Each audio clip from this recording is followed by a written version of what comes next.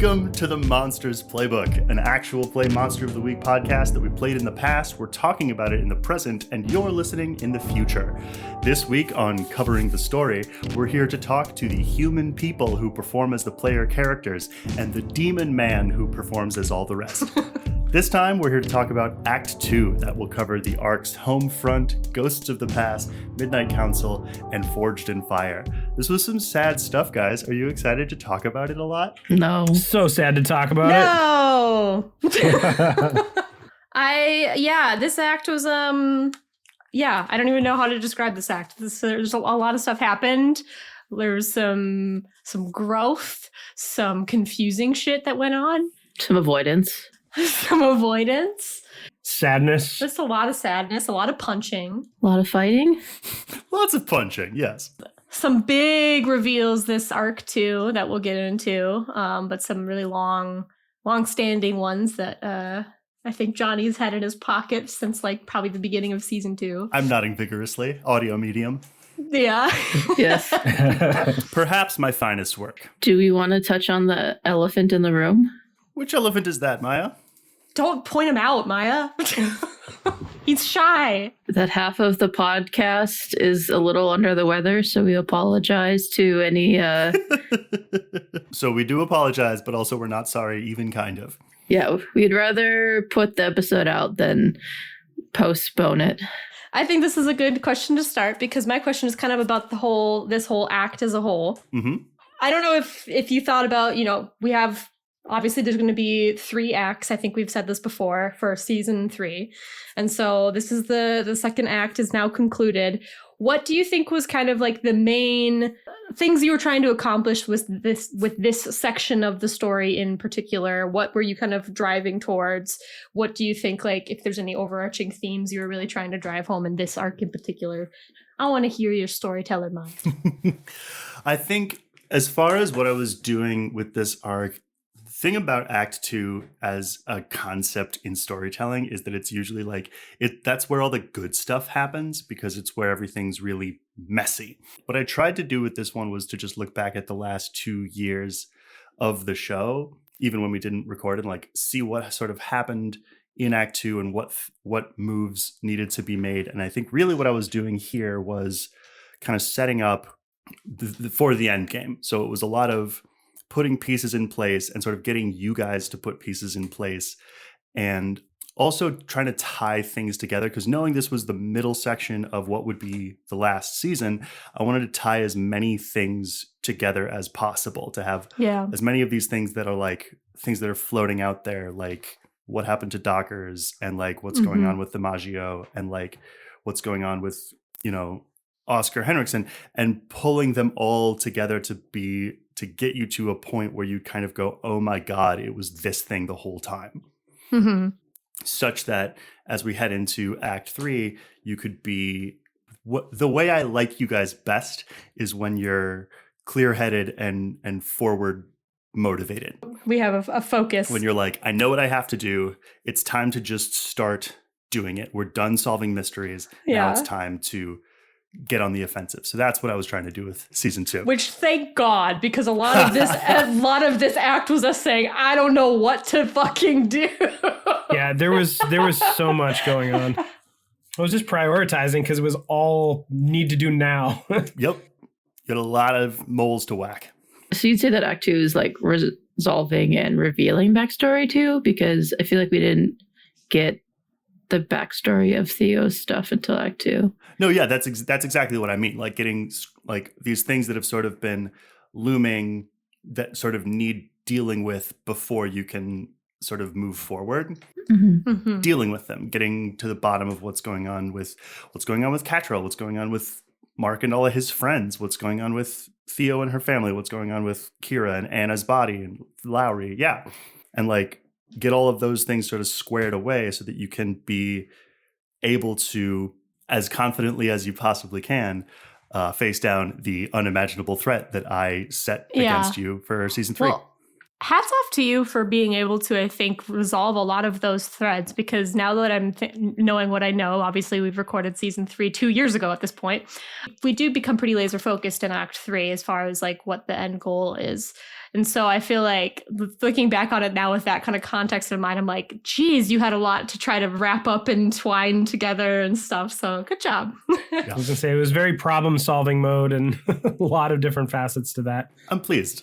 Okay, so arc by arc. First arc, Homefront. This is always the place in our seasons where we get to have a little bit of downtime insofar as we can. So this was, what were the episodes called for this one? Lauren, Lorekeeper?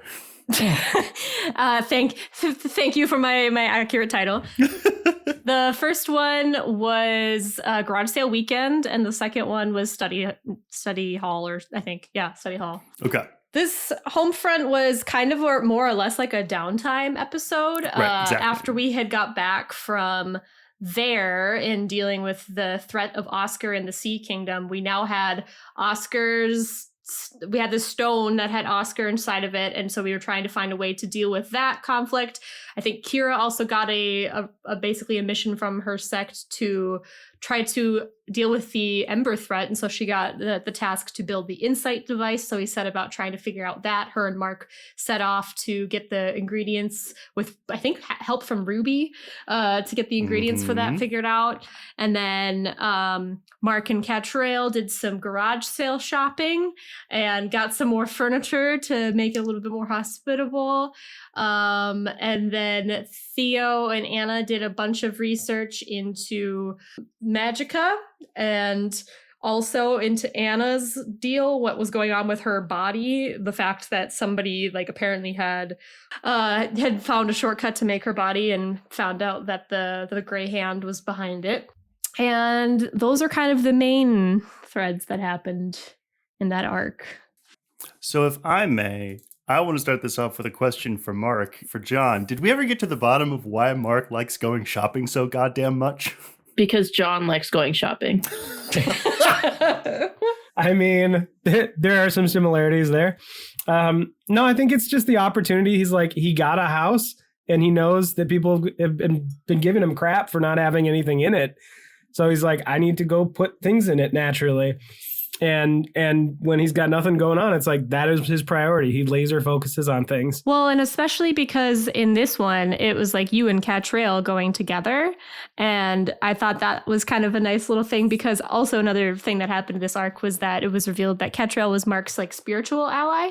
Yep. And so like that was a really cute like moment, and then you guys went like garage sale shopping together, and I don't know, this was like a very cute like, okay, like we're a unit now, like let's you're here to stay kind of type thing, like let's get you stuff for your room, and like because that was part of the whole shopping trip too, was get things that Catrail liked, and there was so many things that she liked that you had to have Anna come and bring the Clockwork Child van to bring it back.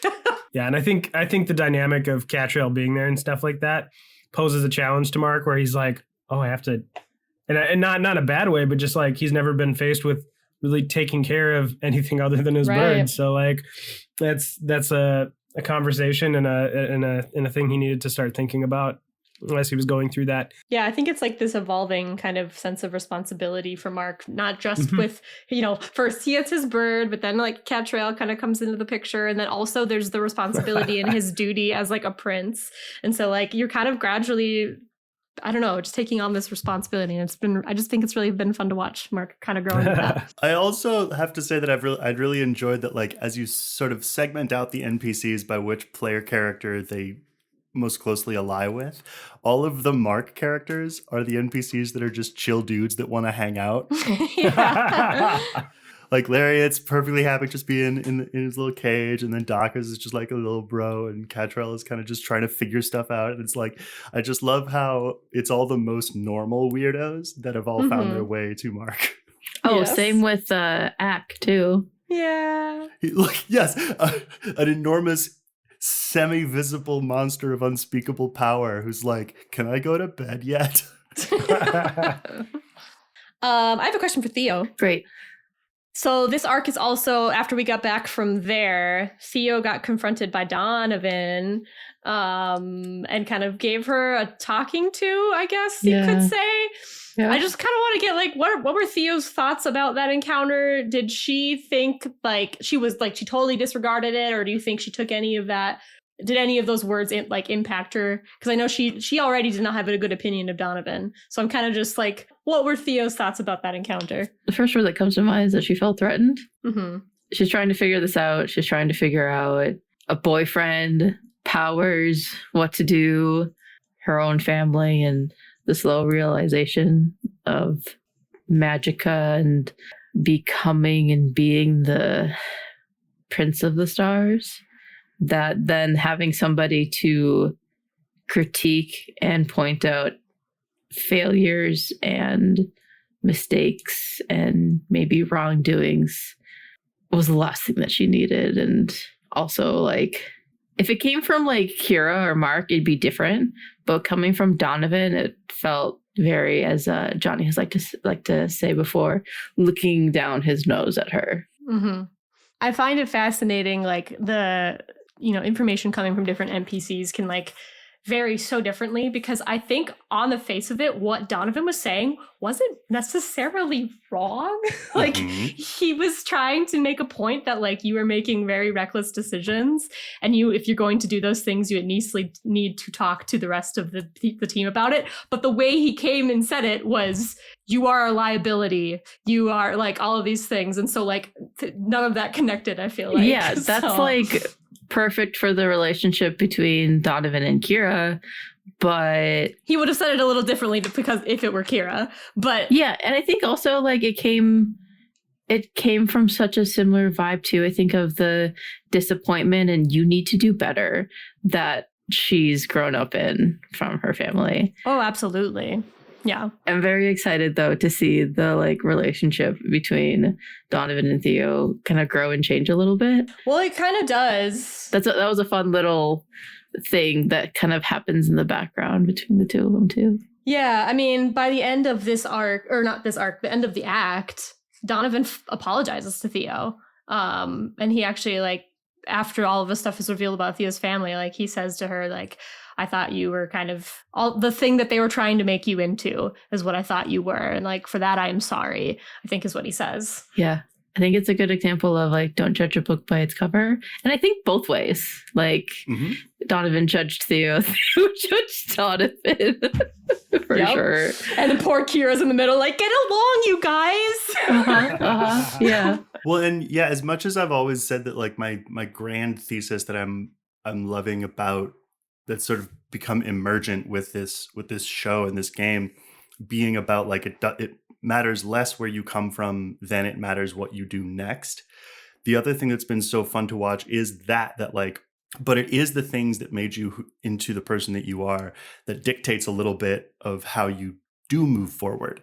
So that like Donovan would approach you in that way because that's how he knows to approach someone like you with that kind of power and that little control. That's exactly what he would have said to Kira at age 16, you know? Yeah. I've often said that there are a lot of similarities between Kira when she was like 10 years ago and Theo. Like they have very similar, I think, growth journeys. Oh, yeah. Oh, big sis. I agree. One thing that actually did happen this arc that I forgot about that is very important. Jonny, we had the song from Jazz and his whole thing where he was basically saying and had this weird prophetic type stuff that he was saying, but it turned out he was actually from the future and he was a cyborg all along. So I need to know, Jonny, what the fuck was up with that song? So that song, true facts, at the time that we were playing this arc, I was doing a thing that's called Jamuary, and it was in January of, I think, 2022. And in January, you are supposed to make some kind of song every single day.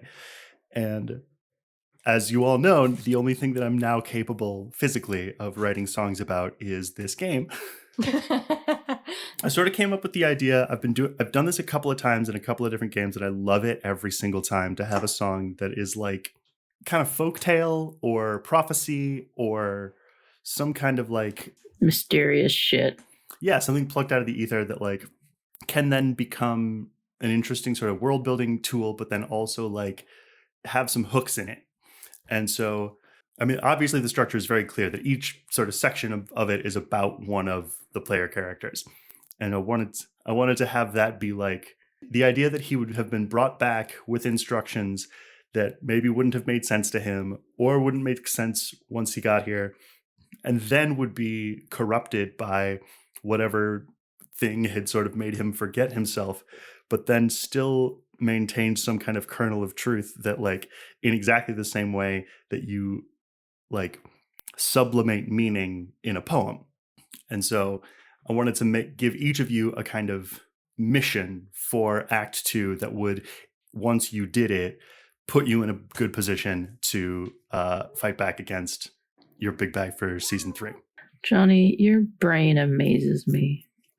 Well, and some of those things have already started to like either been addressed or are in the process of being addressed. Because like Mark's verse, for example, was the one that was like, "Oh, the bride of the smoker." What she saw, what she saw. And the witch's boy who still can save her. So yeah, that happened. The thrust of that was, yes, to person by person to make it clear that I don't know, I'm a sucker for destiny. I know that it's hard to do in fiction when you're one person and you have total control over everything that happens to all the characters. I knew it would be even harder to do when you guys have equal sway over how the story goes. But I wanted to do it anyway. I've wanted, basically since I've started running games, I always wanted to have a character like say something to the player character that would be unassailably true, but that the player character themselves might not have realized. And I think I was able to do that with you 3. Mm-hmm. All the way back with the "Is this who you wish to become" in season 1. Like, there were so many, there were like specific phrases that every now and then you would like just like casually throw in. Like there was, I think, a moment when we were fighting maybe like the Nessos like centaur, and like you said something about like ashes and blood or something, and I was like, that's from the song, that's from the song, that's from the song. He said the words. I was like, that is fully stolen from the band Coheed and Cambria. They have been doing graphic novel adaptations of all of their albums.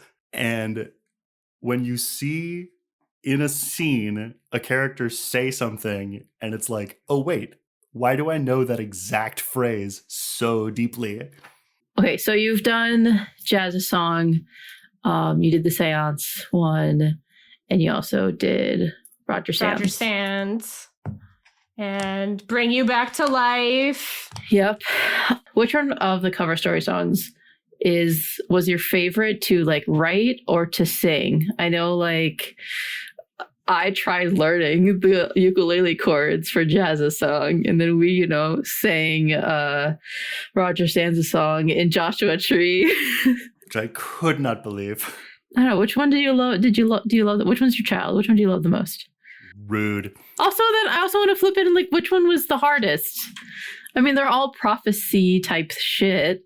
So I imagine that they're all hard to make. Like, I can't even wrap my head around it. My favorite song was Bring You Back to Life, the Casey song about Tessa. Like, in terms of the songsmanship and the way it holds together and came out, and like that, it still surprises me when I listen to it and I realize that there's no drums, even though I'm primarily a drummer. I'm like, I just never bothered to, and it's perfect. It's perfect. Song fucking rocks hard, and I might be biased because Why?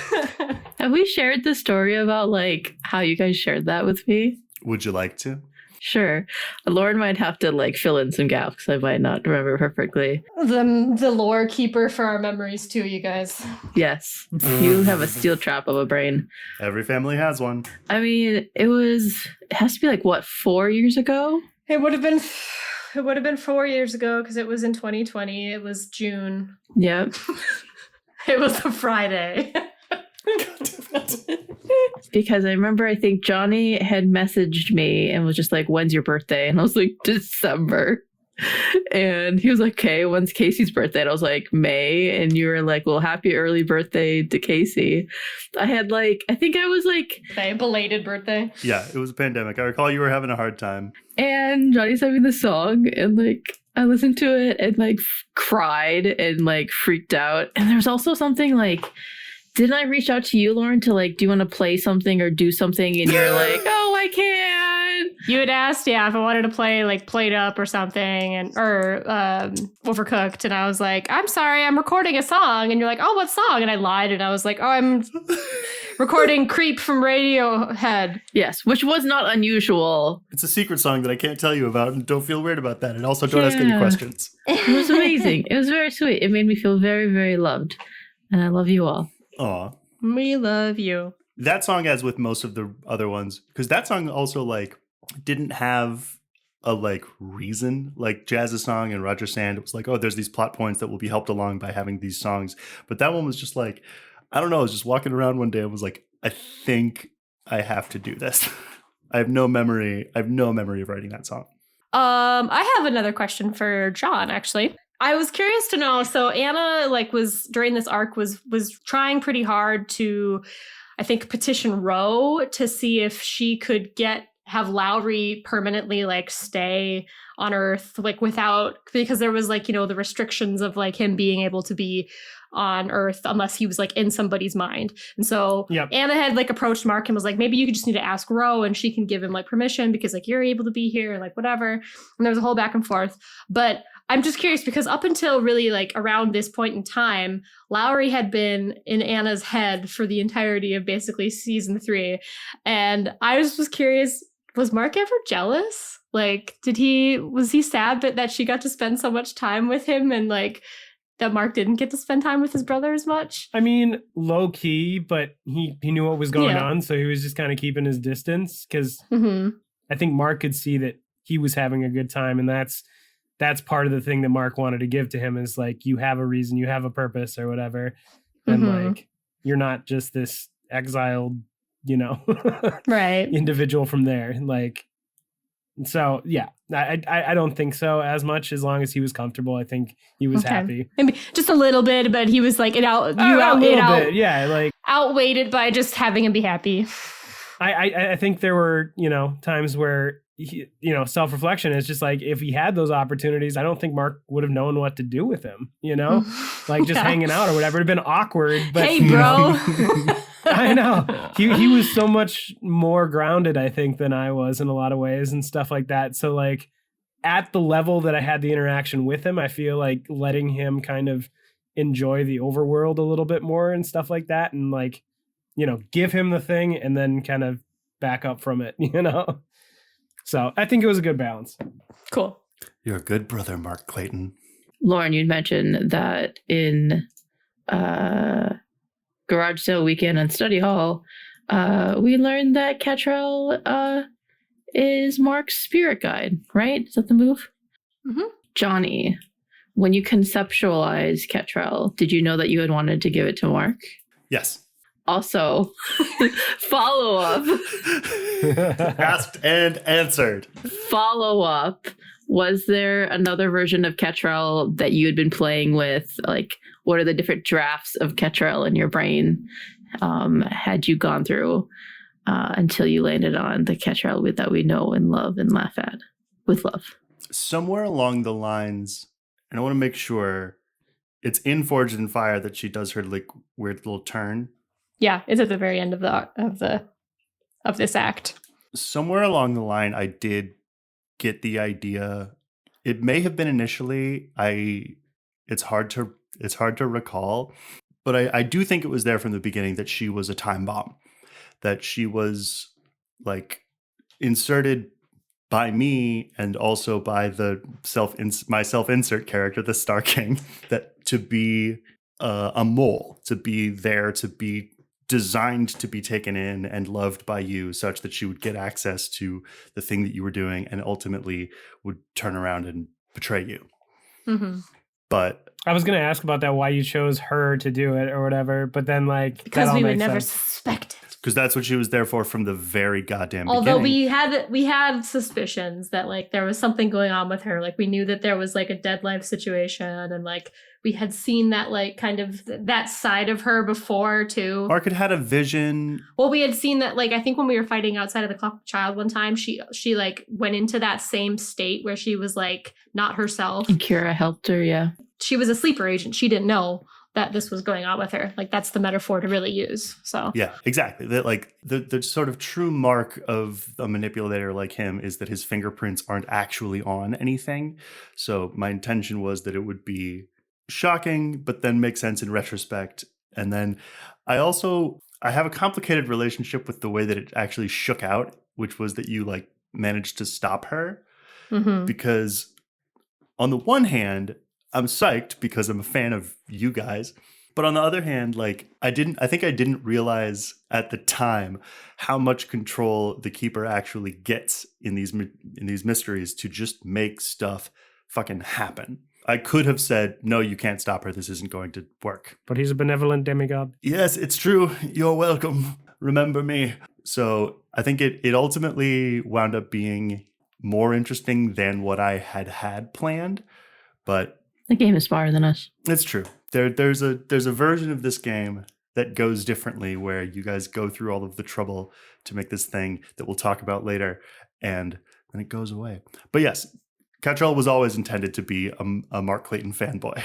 Okay. Well, I think that might be it for Let's move on to the next one. Yeah. Ghosts of the Past is the name of the mystery. And there includes the episodes The Young King. Treasure Machine and Sonoma. So this one, I have a question mostly for John, but also for everybody. This episode, we kind of went super deep on Docker's little backstory, but it wasn't clear that was happening initially. How was it to get a window into the past life of your little guy? Oh my god, it was wonderful. That was an adventure. He had alluded to Sonoma in the past, that he had a girlfriend and he didn't really know what had happened to her. And so I think that was like, to your point, Johnny, of like resolving some threads that like had only really been teased before. I think it was nice to get that in there, especially with the NPC that we know and love so well as Dockers. Mm-hmm. That was wonderful and like, what's the word?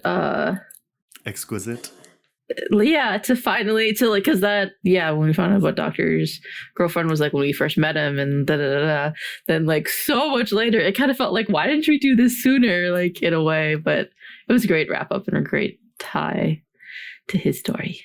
He's got such a different vibe than anyone else in the series, and like it is interesting kind of hearing his backstory and getting a little bit of an insight into his grounding and what makes him him. And yeah, that was good to see. I have a related question because I had a question about Dockers and Sonoma also. You now have two ghosts in your heads. What do you think your inner like headscape looks like now that Sonoma's moved in? Hot boxy. What do you think? Because before I feel like it was kind of just like it was kind of already like, I feel like maybe it was beach vibes you had said before. It was like a 2-walled living room on a beach. Yeah. Like, what do you think? Does it still look like that? Or has there been some like changes? Like what does Sonoma's space look like? Yeah. A woman's touch. Like if you were to give Dockers an era, what would you say? Like, oh, solid 70s. 70s. Okay. So wood paneling and shaggy carpet. Yes. So yeah, him and Sonoma both would have been deep shag, long hair. What's the TV show with Mila Kunis and Ashton Kutcher? That 70s show. So it's just that. Yeah. That's just what Mark's headscape is. It's Eric Foreman's basement. Yeah. Suburban ass concrete basement with the washing machine. Tie-dye poster on the wall. And oh my God, Johnny, your voice for Sonoma, which is very similar to Dockers, but a little bit more roomy. You said it was like Roomy and Michelle's high school reunion. High school reunion, 100% taken from. Do you have any businesswomen's lunch specials?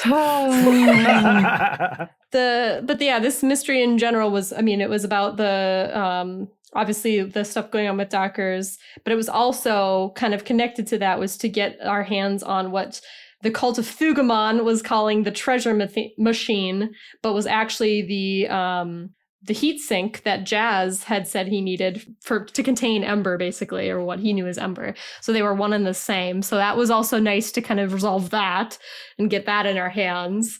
I have a question for Johnny. It's a several part question. Let's talk about Gale, Thugamon, and their weird little princeling. Did you know all along that you'd have an escaped prince from the sea? And how did you not know that we'd instantly make fun of his name? So I'll take the second part first. It's because I believed in you. Where did you? Why? It was right there. As with most of the characters, I have absolutely no idea where that name came from. It sure never occurred to me that it sounded like a Digimon or the Pokemon theme. But I think I had needed to connect him back to Hestor because I had already connected what happened to Dockers and Sonoma in the past to some kind of cult involving that or another ogre prince. So to have them, they had to be connected to that, which meant that just by the law of conservation of characters, he had to be a prince of the sea. He had to have been a prince of the sea. So, and then I think I was probably playing a lot of Horizon Zero Dawn at the time because I was really charmed by the idea of something that has a very clear and obvious use being reclaimed by people who have no idea what it's supposed to be used for, and then just doing something else with it. So I was very charmed by the idea of something that was supposed to contain an uncontainable demon being used instead as a simulation. Yeah, a simulation universe that I get to dominate in. What's the likelihood that we could get a Thugamon song based on Pokemon and Digimon? 0. John, Lauren, let's get on it. I'll whip that right up. John and Miah and I will do it. Likelihood is bad. Outlook does not look good. Thugamon! He wants to be the very best prince there ever was. Where do each of you fall on cute versus creepy Gale and Thugamon and their weird little family? Creepy. As what we've seen of them currently, I just don't understand it, I guess. Can you remind me, on like maybe the listeners, how old is Gale again? Like in her 70s, yeah. Okay, I did have the right image in my head. Okay. Creepy. Like out of 10. 11. Better question. What is it supposed to be? I was shooting for right down the middle. Okay. I was shooting for right down the middle between cute and creepy. It's, I think you struck a nice balance. Did he? I think as they currently, mostly it was on the side of creepy, but Gale was a useful ally in kind of figuring out where Sonoma's bones were buried, who the cult had called the Undying Soldier. She was useful in finding where those were and figuring out how to deal with the cult. So Gale was helpful. I don't really have anything against her. I have a question. So the first one I want to ask, we talked a little bit about how there's some crazy moments that have happened. There was a lot in this arc in particular. If you guys recall, this was the arc where we just started a fight in the middle of the highway and people's heads literally rolled. Fun. And the car exploded and the Clockwork Child van got destroyed. Wait, is this the one where I looked out? Mark decided to set the car on fire. Yes, this was that one, John. Yup, this is that one. Our murder hobo energy was just through the roof that episode. This was also the arc where Mark was trying to sneak in through the Chinese buffet and then set the fluorescent lights on fire. God. That was amazing. Also the one where he went into the grave where Sonoma's bones were buried and started suffocating instantly. But my question, Johnny, and I think I know the answer, is when we do some of these things, do you ever just go, what the fuck? And also... just in retrospect, in the moment, just wait a minute. And then in retrospect, which moments of what the fuck stand out most to you over the course of our entire campaign? Oh, that's a... Can I throw one? Yes, I want to hear from everybody, actually. What are the most what the fuck moments you can think of? The blanket from the fucking laundry The mat. sheet or whatever. That was pretty I was like, well. Yeah, that was a whole that was a multi-part side quest that Mark went on that I had no idea what you were after the whole time. Here's what I want to do. It's all right. I've talked about this a lot, but that is the paradigm shift of this game that that those kinds of things, if we were playing Dungeons and Dragons, would make me furious. If I had a path that I wanted you guys to go down, and I had a place that I needed you to go that I had worked really hard to build, and I had all of the challenge ratings all set up, so it was going to be good but challenging but still doable, and you instead were like, I want to go shopping, I would want to murder you. Mhm. Is there a sheet? Yes. Can I find a laundry room? I'm looking for a sheet. Yeah. If we were playing D&D, I would be rippingly angry, spitting with rage. But in this, it's like, you want to go to a laundromat? Okay. Let's see what kind of trouble you could get into at a laundromat. Can I make an excuse / try to reason as to why it was a little chaotic in those episodes? You don't have to, but you can. For me, the blowing up the cultist car and that whole thing was crazy, but also so much fun. There were some good ass action movie like set pieces. Yeah, I think because Donovan had talked to Theo and Theo was like, fuck you. And just was like, I think it was the moment of just like, you're acting recklessly. It's like, you haven't seen Reckless. And so, yeah. So I think that like Theo act out in those, but those were fun. Other big moments, so like what the fuck that stand out to me was probably when I totally misheard that Mark's eyes were already healed and then I blinded him. Yeah. With that spell and then he lost his hair. Oh my God. There was also the Arby's too. I mean, I remember, and just a charming image I have in my mind is Casey and Anna getting Arby's roast beef sandwiches, and like, was it Anna throwing Arby's sandwiches? Tossing them in the bag. Yeah. We have fun. Oh, there's some choice moments, but this episode maybe had the most in a row. True, absolutely true. Anytime Mark's teleportation goes wrong, it's good. It's just always good. Like, oh, and in terms of content, it's great, but yeah, absolutely. Just for what the fucks, and yeah, I would want some time to properly formulate an answer. In terms of my biggest surprising moment, I will say it was almost certainly something that John did. Yeah, I feel like every chaotic moment just points to Mark. I'm sorry. Him yeeting Casey, the the gumball machine, the sheet, the Chinese restaurant, the suffocating, Theo getting high because it was a failed or mixed success because of Mark. Talk about a random situation suffocating in the earth. That's a good button for the conversation. It's Mark's fault. His last name's not Clayton, it's Chaos. We're making that t-shirt. That's right. Mark Chaos. Speaking of Mark, and his silly ways, as Mark's mom, Johnny, did you know that Mark was going to spill the beans with Theo? I never know what Mark is going to do. Not ever. Not even once. Yes. Not a single time. We're not worthy. I bow to you as Chaos Goblin. Unintentional Chaos Goblin. I maybe should have known. I think like Mark's sort of burgeoning instinct towards unrelenting honesty is really lovely to see. And I don't know. I like his sort of radical approach to.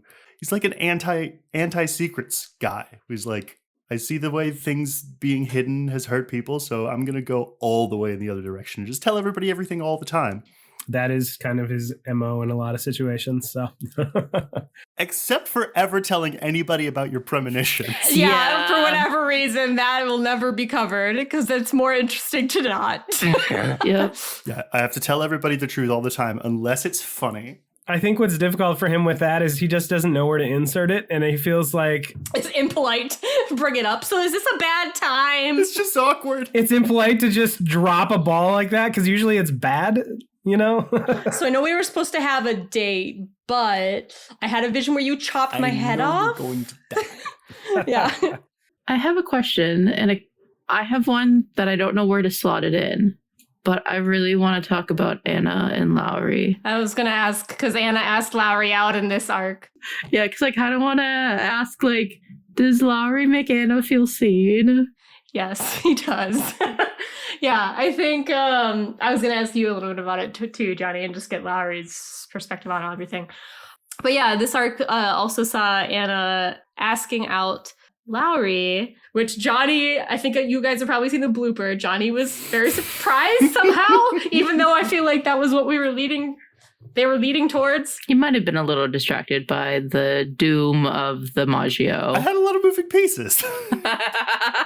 Were you surprised, like caught off guard? I don't know. I feel like it all made sense to me, and like to Miah's question, like does Lowry make her feel seen? Yes, I think there's a reason why Anna ended things with Diego. I think what they had was good for what they needed at the time, but Anna had grown a little bit beyond. They both were growing into separate directions. They were growing apart, and that's okay for both of them. I mean, Jonny and I actually, inside baseball here, we actually recorded that breakup scene between Anna and Diego later on, because I think originally we didn't really have one, and we felt like it didn't pay service to their relationship. Yeah. Because Diego's a good boy. We love Diego. We love our boy. And I liked the way that I'm extremely pleased with how that played out. Like, not just because breakups in real life don't ever fucking go like that, but also just because, like, for both of those characters, it was true that they were having fun and they were being casual, and then they both grew beyond it. Like, Anna got serious and started doing her thing. Diego got serious and started doing his thing. That thing about them, that like weird sparkly fire that drew them together initially, stopped being such a driving force for the both of them, which I think really did happen truthfully and organically. Like, they both matured out of each other, and that's fine. I wanted to say and point out, like, yes, knowing how this whole thing ends, but it's been really like a pleasure, and also like amazing quiet moment seeing Anna grow with that, like, because of her, she's supposed to protect Kira and those around her. But then as she like dates and gets closer to Lowry and they talk and etc., that she takes more care of herself and doesn't always like throw herself in front of the bullet. She still hurts herself, but it's just like, shit. But it's like not as blinding to do it, if that makes sense. So it brings me to a question that I actually did have. Anna has made so much progress. A job, a life, a boyfriend. What do you think has scared her the most about having to become a real-ass human? So what has scared her the most? I think the stakes, never felt real to her before. I think they do now. I think that this actually comes into a later conversation that she has with Lowry. It's still in this act where she is learning how to take care of herself and prioritize herself instead of always just looking out for everybody else. She's actually finally starting to take that to heart, because of, I think Lowry is kind of the one that jumpstarts that for her. And that's a journey that she goes on. And part of the reason why she's so drawn towards him is that he sees her and sees her value and what he pushes her to be better. And they're very good. They're very good for each other. There's a conversation that they have at some point. I think it's in the next arc where the Midnight Council, when they're fighting the Nessos centaur, Anna's leg breaks, and she does a really risky thing by basically running right underneath it to try to like get a shot so that it will go down.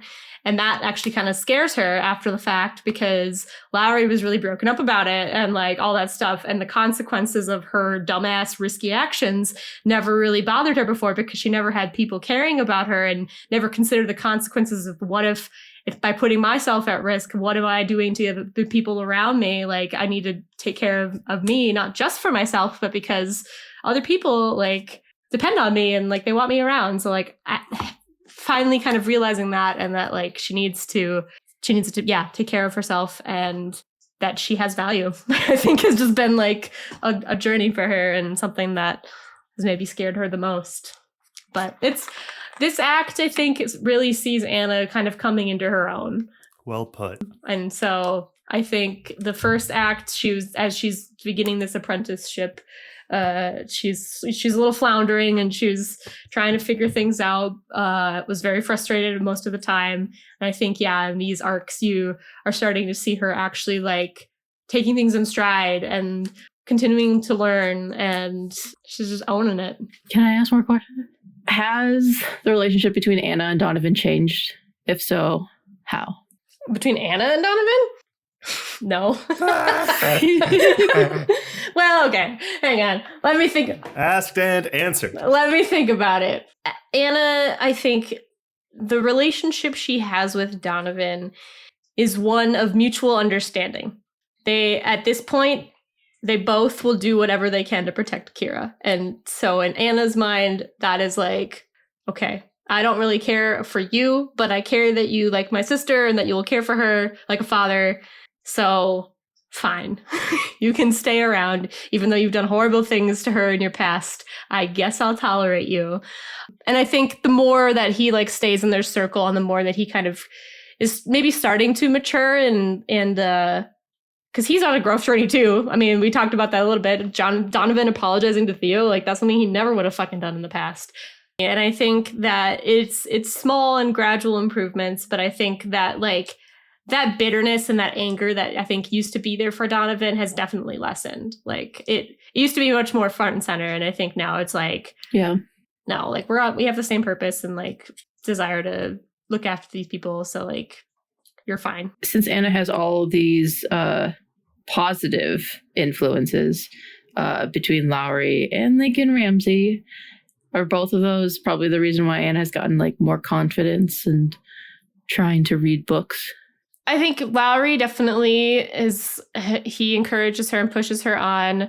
Lincoln does in their own way. Lincoln Ramsey does in their own way, but they're not the best about like positive affirmations and stuff like that. So in a weird way, it's almost like the opposite, where it's like, okay, fine. Like, apparently this isn't good enough for you, so I'll just prove you wrong. I think it's mostly her own Motivation. Yeah. drive, that her own drive to try to be better and stuff that's pushing her to be better. It's not necessarily I think those other people can influence her, but I think it ultimately comes down to Anna saying, I want this and I think I can do it. I'm going to prove you all wrong. So speaking of motivations, Jonny, what motivates Lowry to like help and push Anna and want to be her boyfriend? I think the reason he was so thrown by Anna's like actual advances was that I think he wasn't being motivated to try to become Anna's boyfriend. From a like behind the mask character creation aspect, Lowry was there to kind of serve the same role to Mark as Anna initially served to Kira. Like, this is someone who will be your backup. This is someone who will be mechanically and in the fiction someone that you can turn to. And so in that way, I think he felt like he had some wisdom to offer in having been that for Mark for so long. Yeah. Back in their good feathers days. When I think back on Lowry, I more so think of, I forget that he is Mark's brother. And I think of all of the interactions and impact that he's had on Anna. well, because he's been with her for like at least especially lately, like he's been in her head. So like Anna's interacted with him more, which is why I was like, does Mark get jealous? Because I've had a lot of time with him. Yeah, and I think that is as sort of meant as alluded to that I think is what initially gave him such a strong perspective on what it would be good to say to Anna. And then I think I just like the idea too of like he sort of being, I know I said out loud to you, I'm going to romance novel the shit out of this. Yeah. But I think I did it backwards. That it was like, there was that moment for him where Anna spun it around and was like, what if we made this a romantic relationship? And he was like fully taken aback. But then once he sort of recontextualized the last few months of his life, he was like, oh, no, yeah, that does make sense. And he had that little montage in his head. Aww. Yeah. Aw, that's so cute. I don't know. I just love their relationship. Like, I just think that's like, I think both, like, each relationship that Anna's had, the one with Diego and the one with Lowry, are so very, very different. With Lowry, it's like, they both push each other, I think, to be better. They will say what they mean. Mm-hmm. Like, they are both very similar in that way. I feel like they probably fight all the time, but it's not necessarily fighting just to be adversarial. It's like fighting for each other. So, I don't know. It's like two football coaches started dating. Wow, that's not the metaphor I would have used, but sure, Johnny. So it's like the only skill that I have honed is making someone else better, and I'm gonna throw all that at you. Oh, that okay. Well, when you contextualize it that way, it's cuter. Yeah, I'm not just talking about the windbreakers.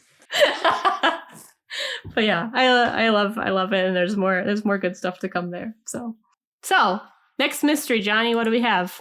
The next mystery is one of the bigger ones. This was the Midnight Council, where we uncovered a number of secrets surrounding the Maggio, particularly the secrets surrounding the origins of their secret magical fuel, Magica, which was revealed to actually be a form of the sinister dead life. So I know you want me to ask this, Johnny. I really do. How long did you have this in your pocket? And how'd you come up with the idea? From the very goddamn beginning. The moment she arrived and had this thing going on, Dead Life had already been sort of in the works of like, there is this thing that is this sort of rotten soul energy, and why would it have happened? Once you gave me this thing that was the Maggio, this magical crime family, that they would have some version of it and that you would be able to tap into it, and it all came together. This is another one of those "this game is smarter than me" things that you came up with, this Miah, this cardinal rule for the Maggio that you do not attempt to contact the dead. But no, it fit together so nicely to be like, to have that be something that would be an ongoing thing that would be otherwise a perfectly innocuous bit of world building lore. But when combined with this idea that they are the reason you do not contact the dead is because they aren't there. So for clarification for some of the listeners, because there's a lot going on, can you explain the process of Magica? So not really. So like, there are some things that make narrative sense but don't make necessarily scientific or metaphysical sense. Oh yeah. So the idea of it is as follows. That naturally what would happen is a person would die and their soul would cross over to there, and then that soul would cross over to somewhere else. If that soul is prevented from crossing over to that somewhere else, it would curdle into dead life. It could then be refined into Magica if you had access to Bennett the First and his odd recipes. The horror tragic implication being no one of the Maggio who died would be allowed to be a ghost. That once they stopped being alive, they would just be ground up into power. Do you think it's like instantaneous, or do you think it takes time for that to happen? It takes time in the way that it takes time to like bake bread. I think it's like on that scale. Like it would be You make them into bread. you stop them from being able to die properly. You interrupt nature's law. They're the yeast that you stop from rising. Yeah. Oh my God. I remember too, because you told me like what the truth about Magica at one point, like way in advance, and then I was just like, I'm just gonna block this out of my mind. I'm gonna pretend like I don't even know it. I think I blocked it out so well I almost forgot. There were so many times that like you like tipped your hat towards like, hey, this is what's going on, and I was just like, cool. Going back and editing it, I was just like, he was right fucking there. He like almost laid it out like right there, and like I was just kind of like, whoa, like I don't know, I'm avoiding. I think I had figured out what Dead Life was before then, but then once the Maggio came into play, I was like, oh, this is going to be a version of that. So how the puzzle pieces Yep. snap together. Kind of related to the Magica stuff, so we find out the horrible secret about what happened, because we had the seance this arc to try to contact Theo's sister Selena, and obviously Selena was not there. So kind of just like curious, Miah, what was going through Theo's head after this revelation? Like what does she make of this? Do you think she'll ever use Magica again? I don't think Theo wants to use it again, but it's also like what she knows. So it's kind of like, I don't know, part of me I guess wants to like relate it to like a cigarette. Like cigarettes are bad for you and you shouldn't use them. So it's like, magicka's not good. You shouldn't use it, but it's all I know. But then also at the same time, like blood magic is also like looked down upon. So it's like, do I just don't use magic and be like Jacob?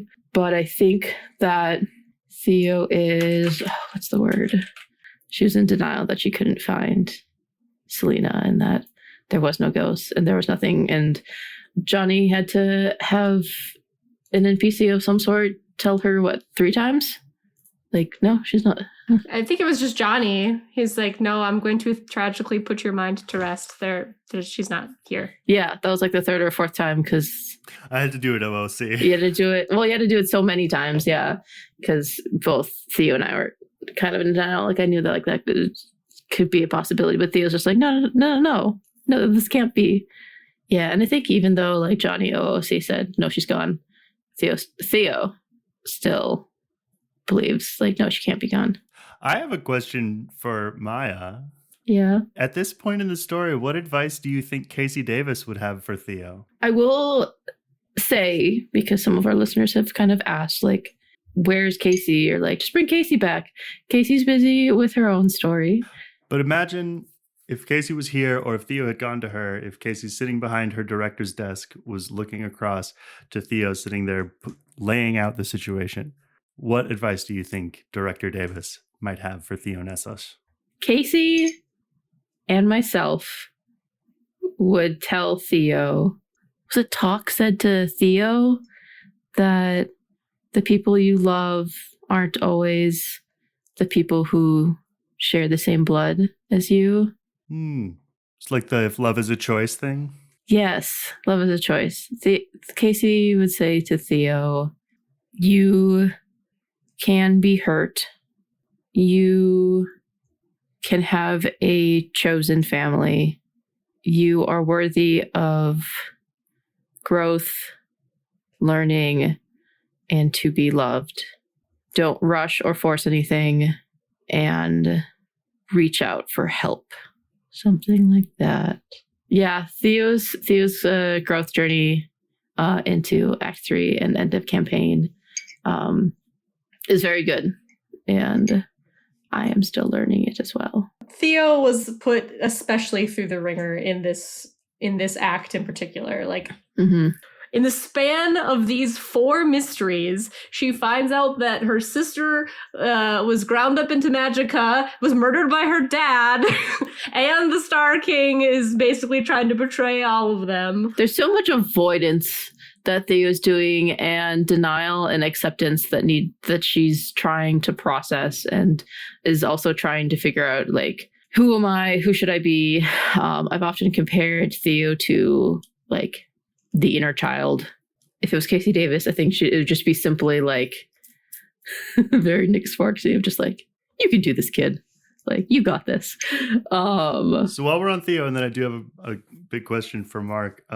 Theo, in this arc, what exactly is it about the Star King that makes Theo so intent on being his ally despite everything? Oh my god. I have similar questions.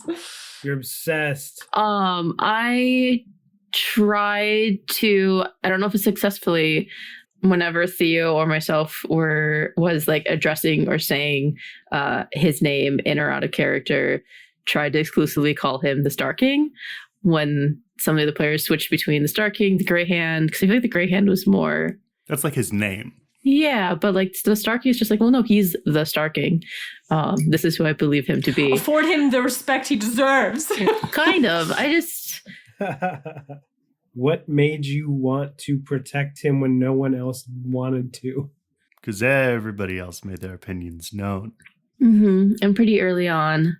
Yeah, I think actually in this arc, you have a conversation with Kira at some point when the whole stuff about the magicka is revealed. You even talked to Kira, and you're like, you never trusted the Star King. Like, how do I know if I'm making the right choice? So, I feel like that's really hard to answer, because when Theo first met him, she didn't trust him.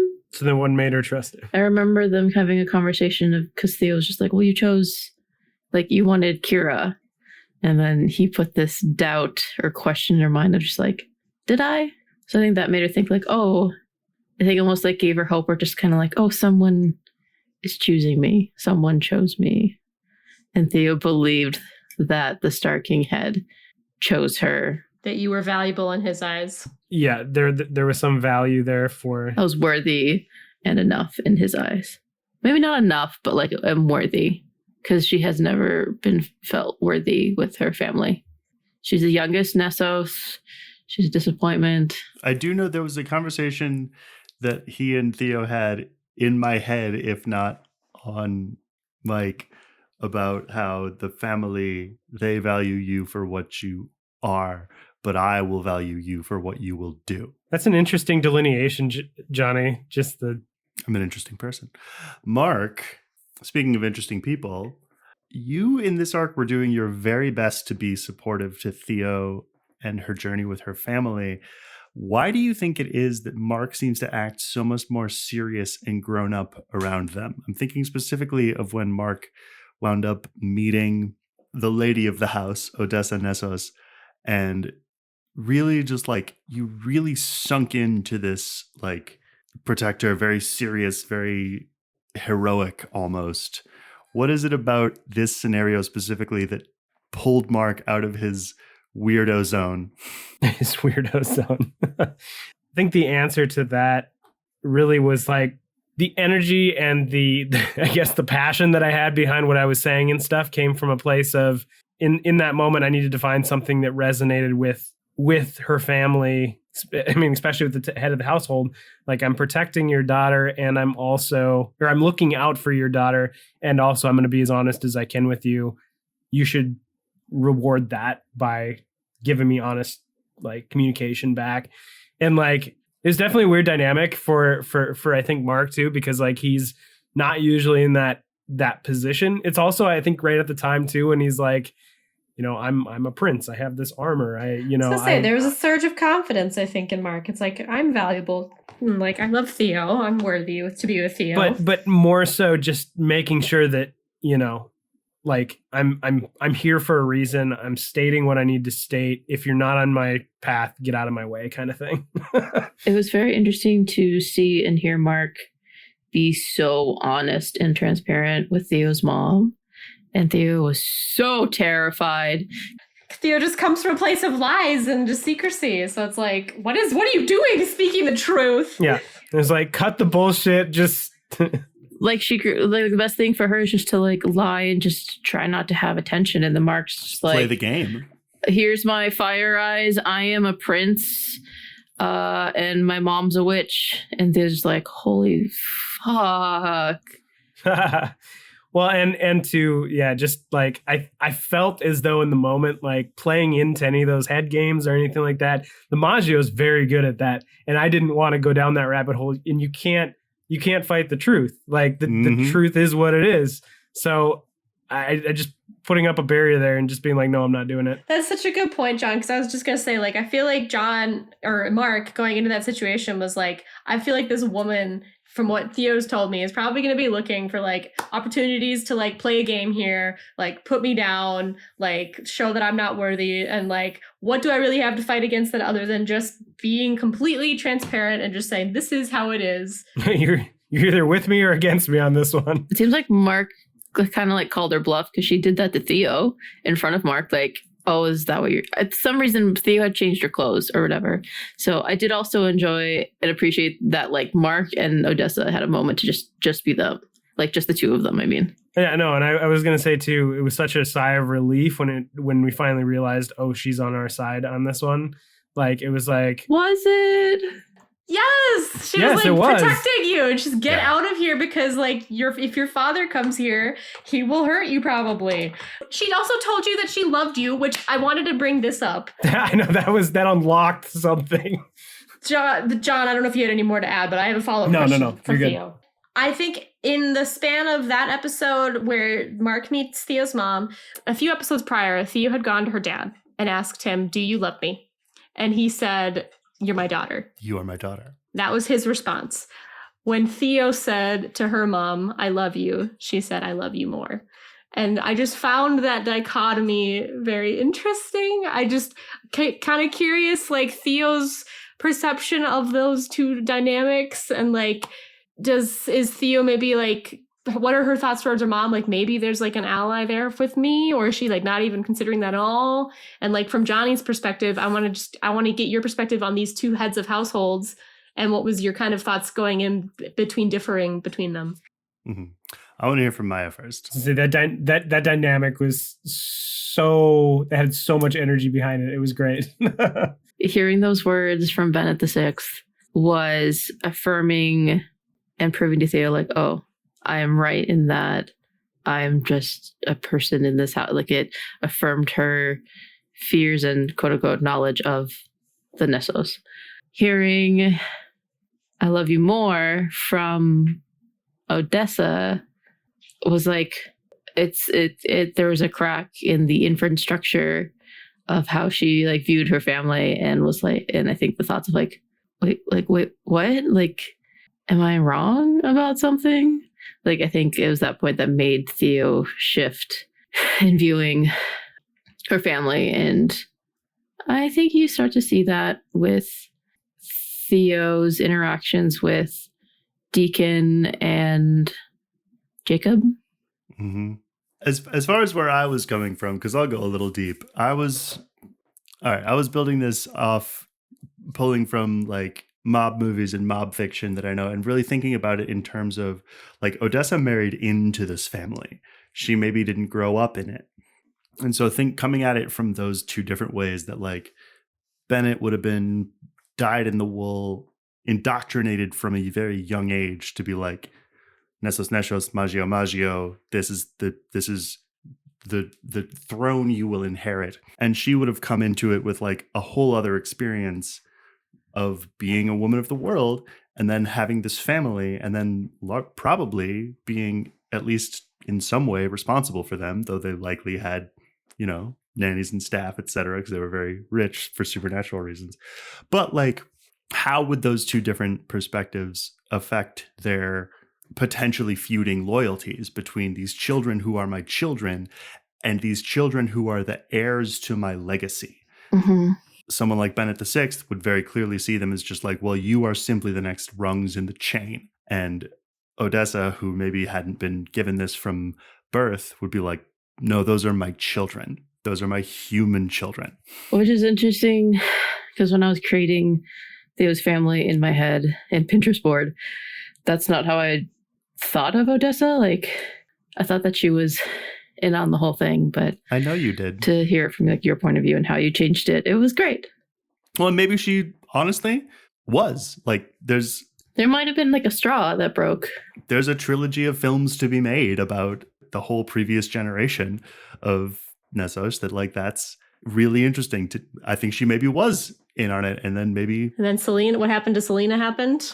Maybe that was what the last straw that broke the camel's back. Came to become disillusioned. Who knows? Yeah, I don't know. I'm interested. I hope we get to see more of her. Mm-hmm. Yeah, no, I love that. I like my headcanon idea of Odessa knew that stuff was going on, or just surmise of it, the Magica and Dead Life, but always thought or assumed like it would never be her kids, like they're too young or something. And she maybe thought like, oh, I'll be killed first, and then the whole Magica thing wouldn't be so bad if the whole family just knew about it and they like opted for it, right? Like if it was a decision, like being an organ donor, like like being an organ donor. Sounds a little culty. Well, no, like if it was something where they're like, sure, you can use me to like fuel our family's power and stuff, like I'm fine with that.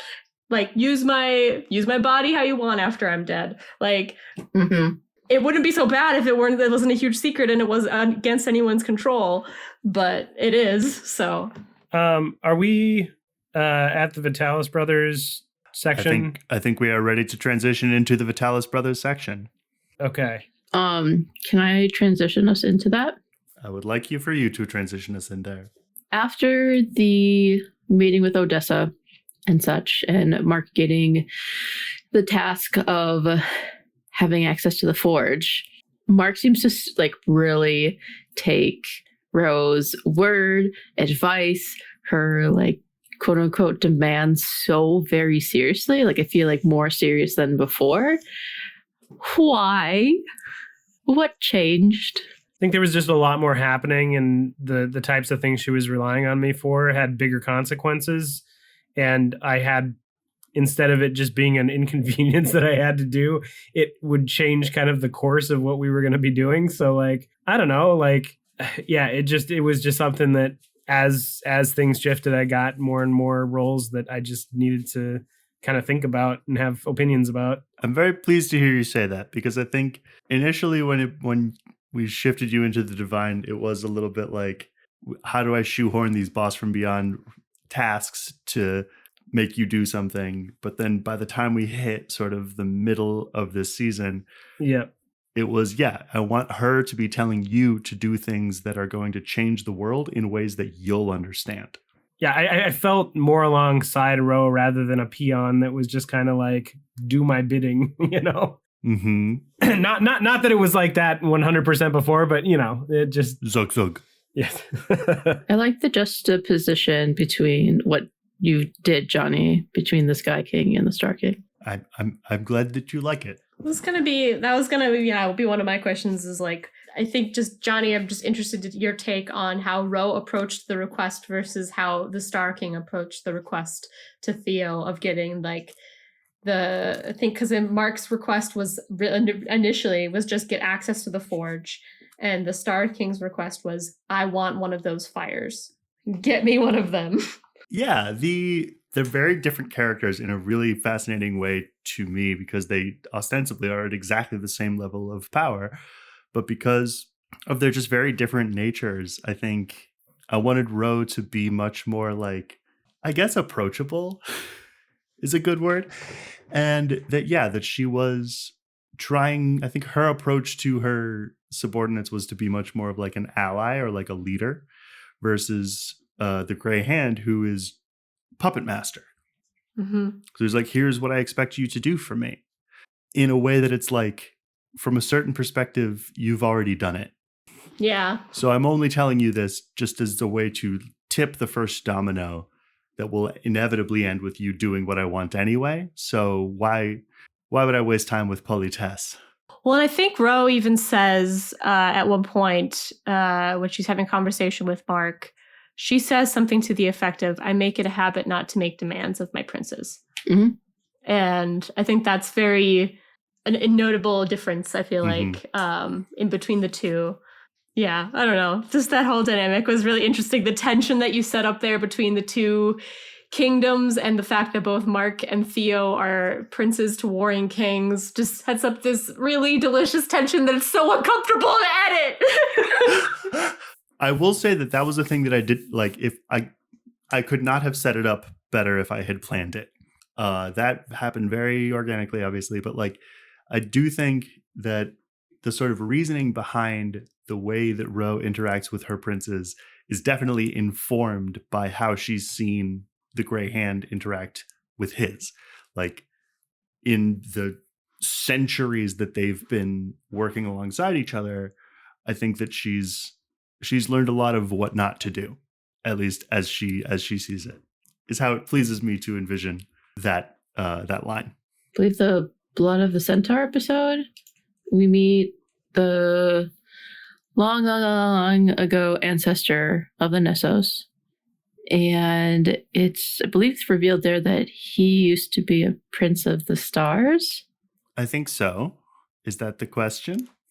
Well, I don't know. I guess I just wanted a little clarification and to lay it out. So, like, he was a prince of the stars, and wasn't he like killed? Because didn't the Star King's last princes, they were killed in that by Oscar? Okay, no. I think it's left a little purposely ambiguous, because I think at some point during this episode, because Kira reaches out to Roger Sand and asks, I think, that same question. And I think she says like something like, didn't like the sea like kill like the princes or something? And he says, is that what he told you? Jonny does this. He likes to play the thing of like, long you don't game. necessarily know you don't know what the truth is. Like, there's multiple versions of what happened, and it's not clear necessarily what the truth is there. Yeah, there's a lot. I like to keep all of that stuff in the realm of the speculative. Like all of that stuff either happened so long ago that it's impossible to tell, or it's been lost and distorted. And I think deliberately, especially with like the Ballad of Roger Sand type stuff and what Lowry knew and all of that stuff, like the idea that there are many different takes, there's different stories of what happened, there's different opinions on how things went and who was to blame for stuff. So I wanted that to really be ambiguous because I wanted that to feel really big and impossible to understand. Well, and I think this is part of the reason why the Star King has remained so not the immediate threat that he now is for so long, is because he's been so shrouded in mystery, and the history of what actually happened has been ambiguous and stuff like that, and has been unclear. I think that is by design to allow him to just be looming in the background this whole time, because he's been there since the beginning of season 2, or like in mid season 2 when like Anna, her body got created. Like that's when he was first brought up. He's been pulling the strings this whole time. He's been holding all the cards, and we didn't even know it. Maybe to make this conversation a little bit lighter, we get a really cute moment between Yano and Mark, where like Yano, I think, helps Mark build some pieces. I think I might be backtracking a little bit here because Mark had bought furniture and whatnot. It does happen a couple of times.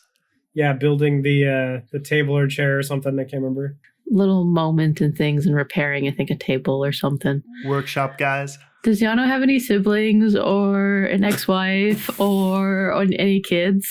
Shame on you.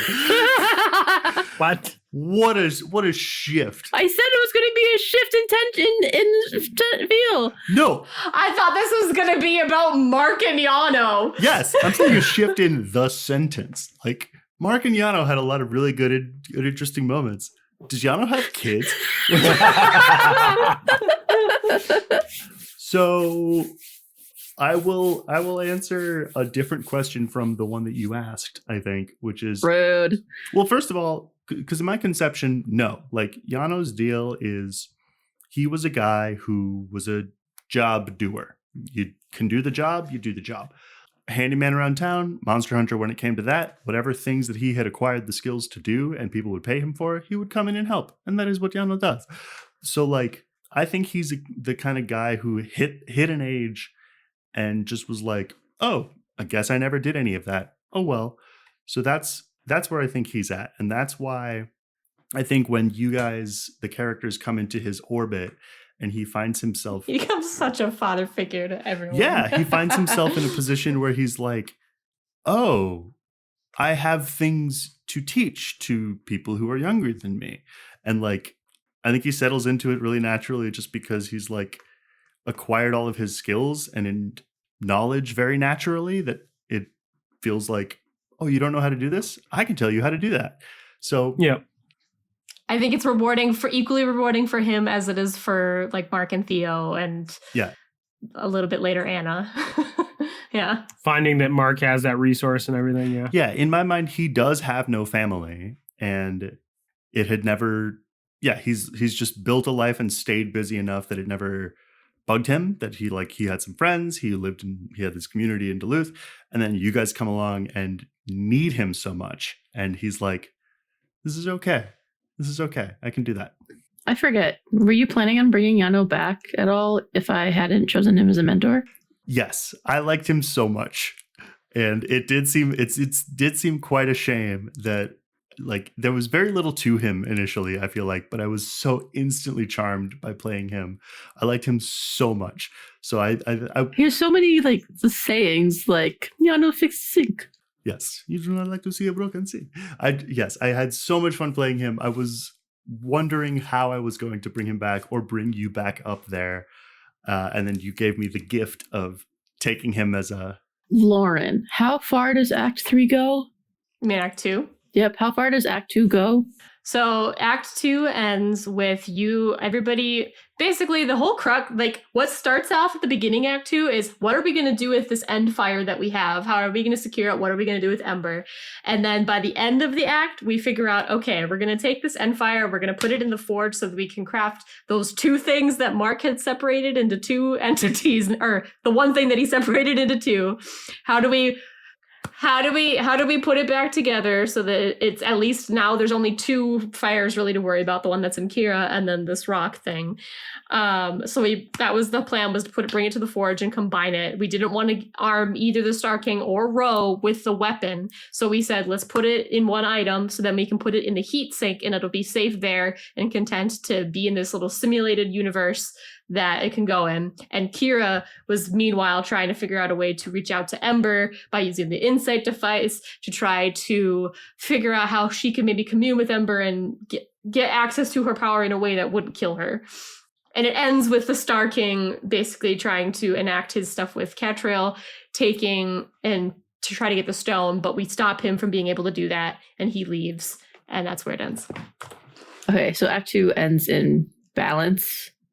Yes. Episode balance. Okay. Because you were sort of told to make it into a weapon or a sword, and you instead decided to make it into a crown. Into a crown.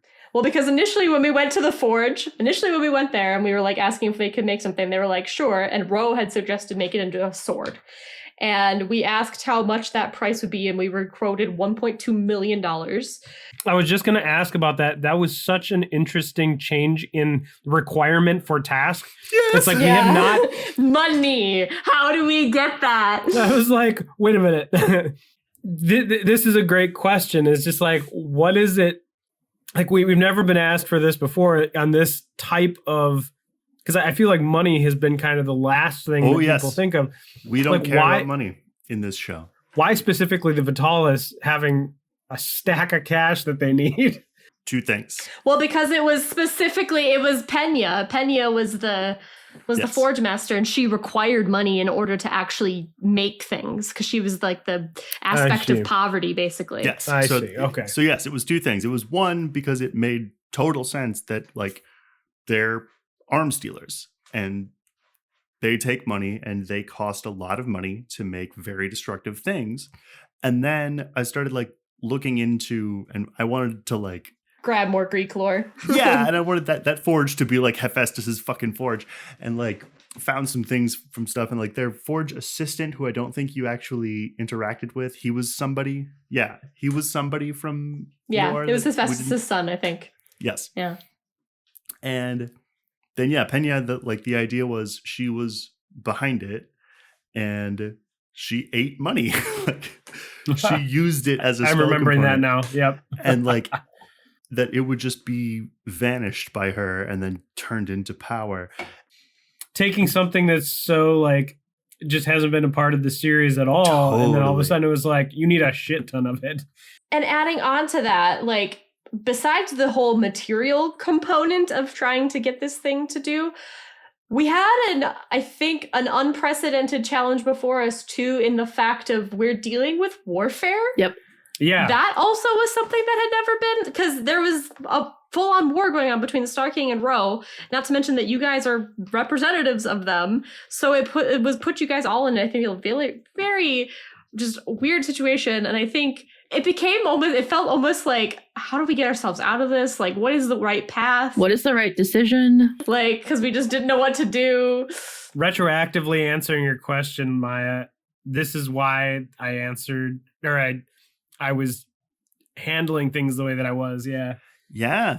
You're a soldier. Good soldier.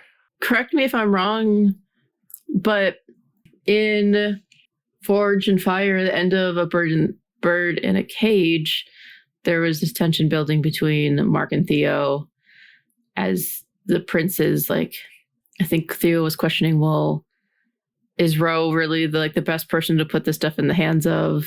There's a lot of questioning going on.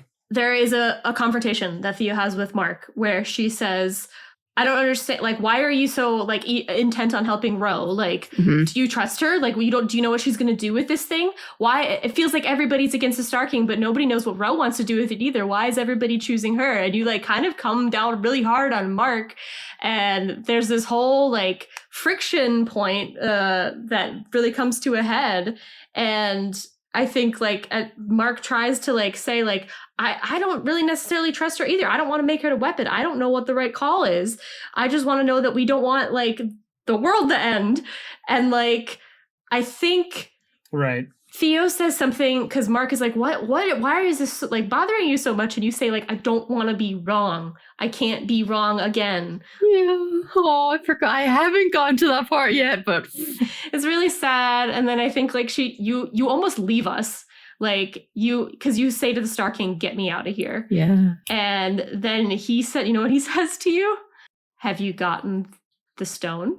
And you say, no, not yet. And he's like, well, then I have nothing to say to you, basically. And then you turn back to Mark and you're like, because I think he asks you a question. He's like, who is this even for? Like the right decision for who, Theo? And you're like, it's always been about everyone else. It's never been about me. And it's really sad and cute and heartbreaking. And Mark gets a whole ass inspiration point back or a luck point back because of that was such a good question. And then you immediately burned it to ask, what was the last time this forged was used? Well, Mark, you are the prince, truly. It's not so much a question as it is just gush, gush, gush. Yeah, it was very good. There's still some things I want to touch on in A Bird in the Cage and The Right Decision. I want to compliment Lauren and Jonny for how you handled Kira facing her father. I know if it was me, specifically as Casey, I'd just go so physical and mad and yelling and screaming and stuff. And I liked that that's not how Kira approached it. We got like a little taste of it when what's her face wouldn't let her inside. Heidi. Yeah. Yes. And then I'm glad that we, the listeners, and hopefully you as Kira and Anna got the resolve, the closure of still facing her father and just taking like saying a simple sentence and leaving. How do you feel? Not how that went. How do you feel now?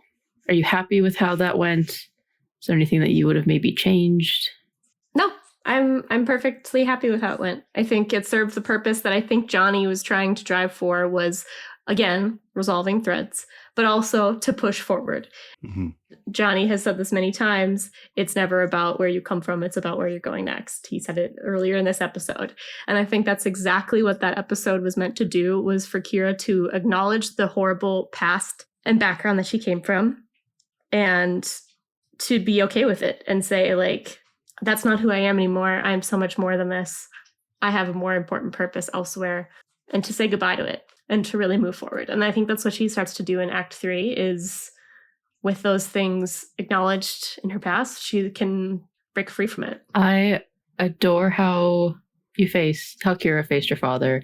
I adore how each of our characters in the past and then going forward have faced the thing in our background so differently. Casey was very like violent and stubborn and just fuck you. Like I'm kind of, I guess, thinking of Tessa. Kira is just so beautiful. Like, and I can't wait and hope that Kira shares that word, the like, this isn't who I am anymore, with Theo. And yeah, that's exactly it. Every person is going to deal with traumas and their past experiences differently. And I think what was going through Kira's head specifically is displaying that anger to her father would have been in some way letting him win. And she was going to show him, no, you did not break me as hard as you tried. You really didn't truly break me. Like, I am strong and I can be whoever the fuck I want. It's so beautifully done. I love it. I want to say something about everybody and then specifically about Kira, because I want that to transition into, I do have a question specifically for Kira that, like, it's interesting that you say that, Miah, that I did do this thing that I would otherwise have advised other keepers and GMs against doing all of the shit that I did to you guys of like, I put stuff in your pasts that I didn't tell you about and then made you trip over them. And I think what has been interesting is how each of you like reacted to it. Like Casey took the thing I put in her past and like, turned it into a motivation to be even more of herself. Kira took the thing that I put in her past and used it to like react against and also say, like, walk away from, like, that's not what defines me. Mark took the thing I put in his past and like rose to it. Like he had his thing where he was like, I'm this weird outcast. And then it's like, oh, I'm a prince. Okay, then I'll be a prince. That was also just so, I love it. It was so good. Before we walk away too far from Kira, I do want to say you've made a lot of progress. What do you think has been the hardest for Kira to deal with? And then on the other side, what step that Kira has made do you think she's most proud of? Hardest. I think they're kind of interrelated. Hardest for her to deal with, I think, is her past and acknowledging that and moving past it. I think that episode where she has to go and she tries to talk to Ember the first time, she's trying to reach out to her, but she's not acknowledging that part of her past that is the key to unlocking her conversation with Ember and moving forward. That's hard for her to see Ember as anything but this bad part of her past of who this monster that she truly might be. I think that's maybe the hardest part for her. And I think where I am the most proud of her related to that is her coming to terms with that and saying all of those things that happened in my past, they did not break me. They only made me stronger and forged me into something that I can be going forward. And I can use that to connect with Ember. Start taking steps towards taking that power that she was so scared of and perhaps finding a way to turn Ember into an ally. Finally make an enemy your friend, you might say. As the song says, whether it's completely organic or not, it felt organic of us trying to get to that point of making some of those song lyrics become true. That's essentially what Kira was doing, was making an enemy her friend. The key to Kira learning, I'm gonna cry. The key for Kira learning to love and accept herself lies within accepting Ember. Mm-hmm. Oh, buddy. But it's so true. The second that she has that, when she has a conversation the second time with Ember, I don't know, that's what I'm most proud of. I was thinking about this earlier and about the thing about the way that this game has sort of evolved, and I've talked about it a bunch, about that all of your characters have been through some shit and you are all behaving as though you've been through some shit. And we're not making this story in a way where it's going to be there's a moment where it's clear that thing that happened no longer matters anymore. What we have done, I hope, is show that each of your characters has grown to a point where you are big enough to absorb that bad thing that happened into you without it destroying you. That your conceptions of yourselves are so large and complete that you can have this part that is horrible and painful and hurt, and that can be your hurt part. And then you can have this other part over here that's something else, and it can all be conceptualized as you, and you can just accept it and yourself. That's what I see most strongly with Ember, but I think it's there with everybody. Ember became a very, very real journey for Kira of self-love and acceptance that she's been on this entire campaign. Mm-hmm. And I think it kind of culminates in that moment, and there's a little bit more work to be done, I think, to truly count Ember as an ally, because she still wants to destroy everything. She still wants to consume, break everything down. But now they're talking, and Kira maybe has plans to use Ember's power for good. And I think that's always been her fear, is this powers that I have are going to do horrible things. And now she's actively saying, it doesn't have to be that way, though. I can forge my own destiny. So I feel like when Kira reached out to Ember and started developing that friendship, I feel like there was also kind of a shift in maybe how the three of us also played, in that like before that we're just like kill and murder everything, like take no prisoners. Whereas then going forward, it's kind of like, okay, we don't have to kill everything. How do we befriend them and turn them to our side in a way? At least for Kira, I feel like it's also a pretty big change in her leadership. Yeah.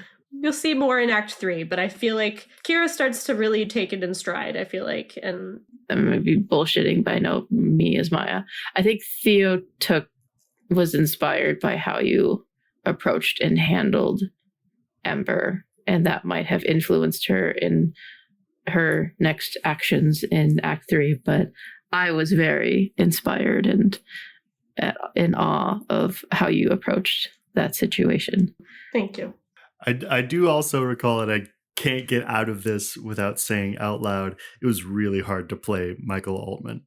Mm-hmm. I was gonna say we talked about it a little offline, Johnny, but yeah, it was you were actively avoiding it. I was avoiding it, and then when it was, it's like the thing that you don't expect when you run a game like this is that you are going to do that thing that they call acting, and occupying a mental space where the things that he did made sense.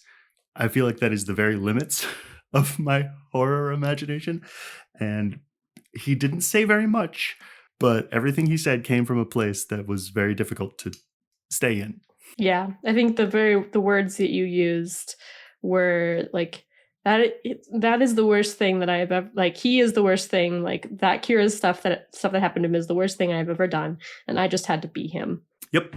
He's the worst thing I've ever done. Yeah. And it was thrilling from a like, oh, this is a cool horror concept, but then to like, I just have to act like that guy. Yeah, I do remember after we played that scene, I was like, I need a minute. You need a moment. Yeah, you got a little teary. Yeah, I feel like that's a good warning for our listeners for the future, that things are gonna get dark, but will get better. Well put. It's always darkest before the dawn. I mean, yeah, that's kind of what we do around here. We get in trouble and we get out of it. We move forward. To kind of sort of lighten the mood a little bit, we were talking about Yano, and made me think of something, and I wanted to share it. So I want to take this ride back to Yano, if you don't mind. And I think I want to ask Johnny, what does Yano think, or how does Yano view Theo, or how did he react the way that he did when Theo was asking him for help, specifically when Theo is dodging Jacob's call in, I think it was the Bird of the Cage and Right Decision, or was it the Right Decision, Lauren? And first of all, Yano answers the phone and it's just like, has this conversation and then gives the phone to Theo or whatever, and Theo talks to him, and there's then a whole conversation where I think it was between Anna and Kira and Theo and Mark on the phone about like what to do and the forge and da-da-da-da. And Theo had asked Yano like, oh, so I'm guessing like you heard all that, or like Theo assumed that Yano eavesdropped, and I think that's like what her family would do. But Yano's kind of like, what, like, well, you're like, no, but like you were having a phone call. But Yano makes some questions to her and statements, and Theo just goes, it's not like I can go to my father and ask him for advice. But she was going to Yano and asking him for advice. Aww. What was Yano like? Was he like, oh, I'm in over my head? Or like, I don't know. I'm just curious. Like, it's very interesting to me because we were talking about the whole, like, what Theo's dad said versus mom of like the love. And then there's Yano. Is there a question here? I don't know. Are we just gushing about Yano? Which honestly, that's same. fine. That's Great. fine. Yano's great. He's great. I love him. You did a great job. You're awesome, Johnny. Thank you. I mean, there is that part of Yano is very much. I do have my fake little sisters. That is very much that, where it's like, I think Yano feels a degree of responsibility to Theo without the like. I don't think he sees himself as occupying a familial role. but I think he takes all of the responsibility instead, if that makes sense. That it's like, this is gonna sound worse than I mean it to, but it's a job. Mhm. Here is a task to be done. A person who needs my help. How can Yano give this person help? There's an episode previously where Yano says something like, to have a child is a responsibility. Lauren, help me out. Do you know what I'm talking about? I know what you're talking about. This was him attempting to give Theo the out of saying that a parent has certain responsibilities to their child. Your father has failed you, essentially. Yes, and when the parent has done the thing for the child owes the parent a certain degree of loyalty. When the parent fails in their duty, the child no longer owes that loyalty. That was Yano trying to give Theo the out, to be like, this contract has been broken. That was not a conversation, at least in Yano's mind, I referenced myself, at least in Yano's mind, that was not a conversation about Yano in any degree. That was just what he thought Theo needed to hear. It's interesting that you said, and I think it makes sense that like Yano doesn't see Theo as like his daughter, if that's if I'm picking what you're putting down. But I think Theo starts to see Yano as like, yeah, I guess not necessarily the father, but like, this is who I'd want my father to be. Yeah. Or this is who I would want to be my father. The vibe I'm trying to put out there is that I don't think Yano is like expecting anything back. He's a knight errant. Yeah, he's just doing it because he's a good guy. And I love him so much. You guys. Yeah, he's a good guy. I don't even know if this one is, or if it's even part of this. Wouldn't the Star King have known about the opportunity to create the grand ending if he knew how everything played out? Are his thoughts agnostic from the timeline that he can basically perceive? And if so, is the Star King a mystery to himself? Oh, that's a very good question, Detjen-Wander. I was just thinking about this earlier today when I was listening to a couple of the recaps, but like, yeah, no, like, wouldn't the Star King have known about the opportunity to create the grand ending? Because the way that it was described, like he came upon it, and if he's able to explore those thoughts, where is he that he can have that unknown from, if that makes sense? I was going to say, I mean, I think my impression of when he was kind of laying out like his grand plan, it hadn't even occurred to him until he saw the Oscar entity come to there. He hadn't even been looking. It was never a thing. I mean, to your point, it's like if he sees the future, you think he would have seen that coming. So yeah, and that ability to be like, oh, you know, that space of thinking where it's like, oh, and maybe I'm reading into this way too hard, but like that's no, I'm loving it. For me, like, him as an omniscient person, like true proper omniscience, narratively is not interesting, because if they know what's really going to happen at all times, then there's no conflict. No, that's fair. So what has become interesting to me in depictions of omniscience is its limits. And so stuff like Dune or like Children of Dune, like, and then also dovetailing into concept of like the Black Swan, this idea of like, if you can predict everything that you, based on all of the knowledge you have, you can perfectly predict what will happen next. Well, what happens if some knowledge you didn't have gets introduced into the ecosystem? Well, then that changes all the math. Okay. And so in my perspective, what I was intending for it to be clear was that, like, based on all of the ones and zeros, all the knowledge that he had at the time, he knew exactly what was going to happen up to infinity. Then Dad pulled Ember back through time, and Oscar Henriksen absorbed it into himself and then got sent into there, away from here. And that was something new. And that was, for the first time in his long life, maybe a surprise. Okay. And that changed the math, and that allowed for him to then construct the apparatus that would lead to this grand ending that he had never that prior to that point, he had never considered to be possible. He was just like, well, then I'll just do this forever. It is tough as a not omniscient person to play a character like that. That again, it's difficult, even if it was just me writing a book, to make that play out right.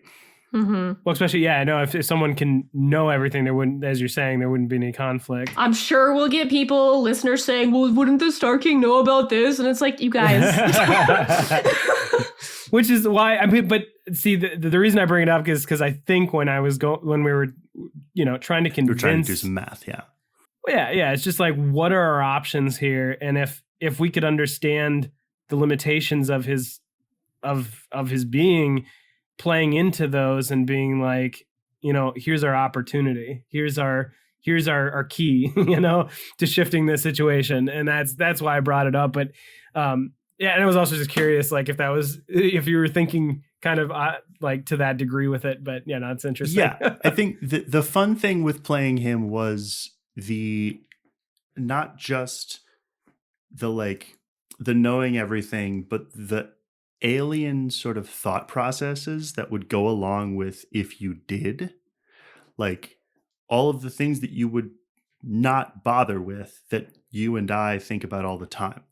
And then contrarily, all of the things that we do every day that would be completely alien to him. And I think it sets things up. I'll say this tantalizingly, teasingly, that one of the reasons that I'm super psyched that you guys did stop Catrell from doing what she did was because you kind of played on a thing that he would never have considered, which was that she liked you. He had this whole plan, and then he didn't carry the zero of friendship. And I know that's very JRPG of me, but that idea that this kind of blind spot for him might become something that you could eventually exploit. Yeah. That is the level of thinking that I do like that you bring to this every once in a while, because we can get really deep with it and it still fucking works. It holds. So thank you, Johnny. The center will hold. I had questions that I really wanted to ask, because we didn't talk about the fact that Theo learned that her dad killed Selena. I don't want to necessarily know what Theo's mindset is. I think it's probably pretty clear what her mindset is, and I think there's future conflict there to be dealt with when we get to it. My question actually about that is related to Johnny. Why did he kill Selena? Because she found out about Magica. And again, a lot of this was semi-deliberately vague, I think. It was meant to be implied that the case that she was working on against the wishes of the family led her to eventually figure out that someone who had gone missing had been converted into dead life and then Magica. She figured out the secret of the family and had to die to cover it up. Yeah, because that makes sense, because from what I had originally come up with, and then gave it to Johnny to twist and turn into his own little creation. Johnny, I have one more question for you. All right. We talked about it a little bit. Is Lincoln Ramsey proud of Anna? Tell me you love us. Can I say that thing? I want to find it. Oh, the thing that you wrote to me the other night? Can I say that thing? So I was walking around and I was thinking about this, because I don't think we did the coach in the movie scene of do you want to know why I'm so hard on you? Which it feels like a very natural conversation for Ramsey Lincoln to have with Anna.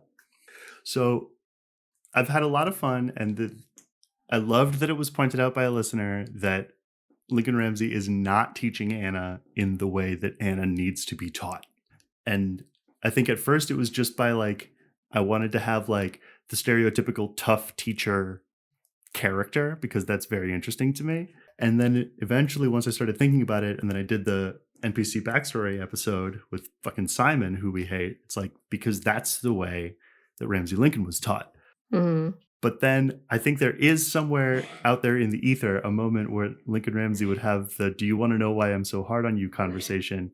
And they would say it's because this stuff, reading, magic, knowledge, that's the only area where I'm actually better than you. That's all I have to teach you. That if you had come to me to become a better version of Anna Ashwood, that's not going to happen. I can't do any of the things that make you great. But if what you want to be is more like me, well, this is how I was built. Yeah, that's really cute. Okay, so he's proud. Just say he's proud. They're proud. You basically said it. Everyone heard him say it. Jonny, how does Act 2 of Season 3 compare to Act 2 of Season 1 and 2? I mean, obviously, I think, maybe not obvious, I think this is the best Act 2 yet. I think I agree. I think looking back at, I mean, we'll probably talk about this in like the epilogue of this campaign, but looking back at like how things were going and how things were going and how things are now. I mean, we were all, maybe with the exclusion of Jonny, new to TTRPGs, new to each other. We went through, best friend boot camp, i.e. the pandemic, and definitely did a lot of growing and met some amazing friends in the podcast universe. So here's what I think.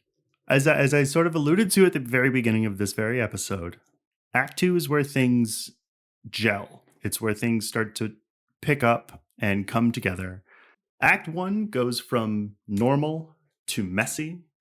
Act 2 goes from messy to clear. Act 3 goes from clear to complete. So Season 1's Act 2 was where I and we realized we were doing something, and that this wasn't just an unconnected series of monsters that we're fighting. That's when we figured out we're telling a big story. I think Act 2 of Season 2, that was when we sort of figured out what the thesis of our different seasons was going to be. Season 1, it was what if you're wrong about your city. Season 2, it was what if you're wrong about your world. Season 3, it's what if you're wrong about yourself. Our Act 2 of Season 2 is where we sort of started to get into really digging into the topsoil of the characters. Act 2 of Season 3 is where we've really gotten into digging into the very fabric of the story that we're telling. The cover story. The cover story. This has been Covering the Story, featuring Detjen-Wander as Mark Clayton, Lauren Johnson as Anna and Kira Ashwood, Miah Detjen-Wander as Theo Nessos, and Jonny Grubb as literally everybody else. The Monsters Playbook is produced and engineered by Miah Detjen-Wander and edited by Miah Detjen-Wander and Lauren Johnson. Our theme song is by me, Jonny Grubb. If you liked this episode, please tell a friend. We love friends. And if you just can't get enough of the Monsters Playbook, join us on Patreon. We have bonus episodes, exclusive merch, and patron-only mini-series and side stories. Or join us on Discord, where we pretty much just hang out. We're also on social media, obviously, so you can get updates on Facebook, Instagram, Twitter, Tumblr, and Blue Sky. We'll see you next episode where, as always, I'll have some good news and some bad news. Thanks for listening.